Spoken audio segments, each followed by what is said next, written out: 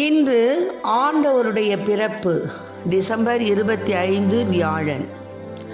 இன்று தேவன் நமக்கு தரும் ஜீவநீர் ஊற்றான இறை வார்த்தைகள் புனித லூக்கா எழுதிய நற்செய்தி இயல் 2 இறை வார்த்தைகள் 1-14 முடிய. அக்காலத்தில் அகுஸ்து சீசர் தம் பேரரசு முழுவதும் மக்கள் தொகையை கணக்கிடுமாறு கட்டளை பிறப்பித்தார். அதன்படி சிறிய நாட்டில் குரேனியு என்பவர் ஆளுநராய் இருந்தபோது முதன்முறையாக மக்கள் தொகை கணக்கிடப்பட்டது. தம் பெயரை பதிவு செய்ய அனைவரும் அவரவர் ஊருக்கு சென்றனர். தாவீதின் வழி மரபினரான யோசேப்பும் தமக்கு மன ஒப்பந்தமான மரியாளோடு பெயரை பதிவு செய்ய கலிலேயாவில் உள்ள நாசரேத் ஊரிலிருந்து யூதேயாவில் உள்ள பெத்லெகேம் என்ற தாவீதின் ஊருக்கு சென்றார். மரியா கருவுற்றிருந்தார். அவர்கள் அங்கு இருந்த பொழுது மரியாவுக்கு பேறுகாலம் வந்தது. மரியா தம் தலைமகனை பெற்றெடுத்தார். விடுதியில் அவர்களுக்கு இடம் கிடைக்கவில்லை. எனவே பிள்ளையை துணிகளில் பொதிந்து தீவன தொட்டியில் கிடத்தினர்.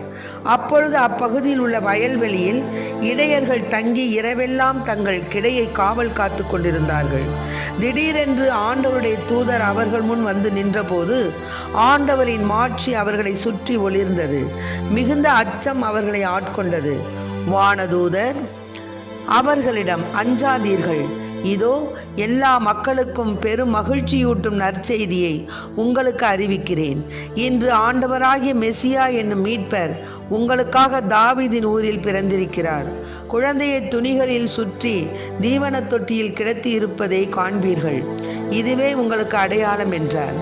உடனே விண்ணக தூதர் பேரணி அந்த தூதருடன் சேர்ந்து உன்னதத்தில் கடவுளுக்கு மாட்சி உரித்தாகுக, உலகில் அவருக்கு உகந்தோருக்கு அமைதி உண்டாகுக என்று கடவுளை புகழ்ந்தது. ஆண்டவரின் அருள்வாக்கு. கிறிஸ்துவே மக்கு புகழ்.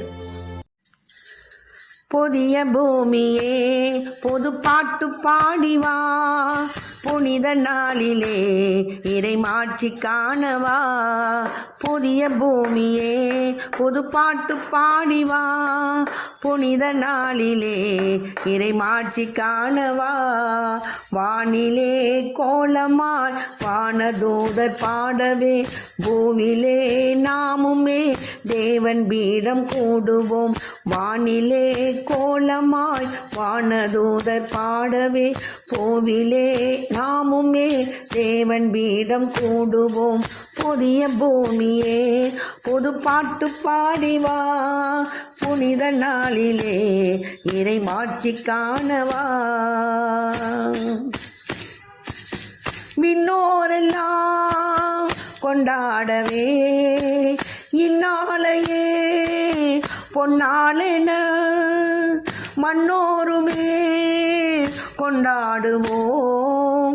நம் பாடலும் விண்ணேறவே, மறைவாழ்வு தேடும் நாம் எல்லோர் ஜீவ ஊற்று இயேசு பாதம் நாடி வாழ்வை தியாகமாக்குவோம். மறைவாழ்வு தேடும் நாம் எல்லோர் ஜீவ ஊற்று இயேசு பாதம் நாடி வாழ்வை தியாகமாக்குவோம். வானிலே கோலமாய் வானதூதர் பாடவே, பூவிலே நாமுமே தேவன் பீடம் கூடுவோம். புதிய பூமியே புது பாட்டு பாடிவாம், புதித நாளிலே இறை மாட்சி காணவா. இன்றைக்கு நம் தேவன் தரும் ஜீவநீர் ஊற்றான இறை வார்த்தைகளை கேட்டோம். இன்று கிறிஸ்து பிறப்பு விழா, இயேசுவினுடைய பிறப்பு. வியப்பின் கடவுள் நம் இல்ல குகைக்குள் பிறக்கட்டும் என்ற அந்த அழகான வார்த்தையோடு இறைவன் மனித குலத்தை முத்தமிட்டதால் அவரே நம்மில் ஒருவராக மாறியதை கொண்டாடுவோம். விழாதான் கிறிஸ்மஸ் பெருவிழா. 2000 ஆண்டுகளுக்கு முன்னதாக கடவுள் பெத்லெகேமில் மனித உடல் எடுத்த அந்த வரலாற்று நாளிலும் வியப்புகள் நடந்தேறின.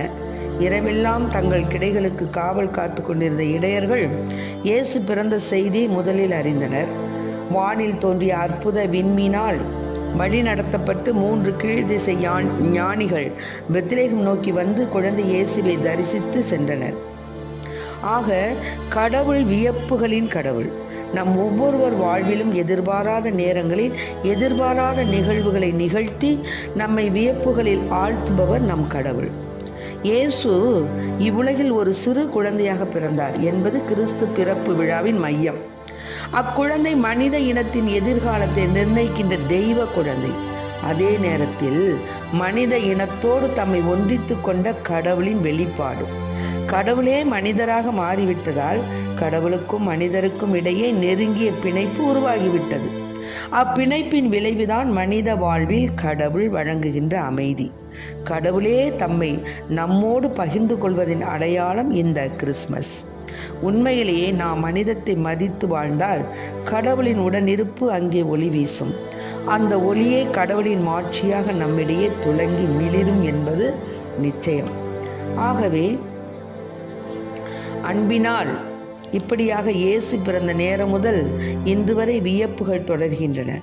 தனது அளவு கடந்த அன்பினால் நம்மை அரவணைக்க வரும் இறைமகன் நம் வாழ்வில் அரிய பல நிகழ்வுகளையும் அதிசயங்களையும் அற்புதங்களையும் நிகழ்த்தி நம்மை வியப்பில் ஆழ்த்துவாராக.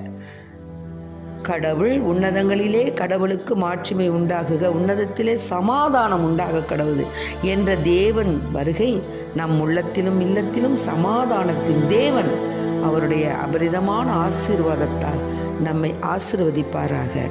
ஆமென். Praise the lord. மரியே வாழ்க. Happy Christmas.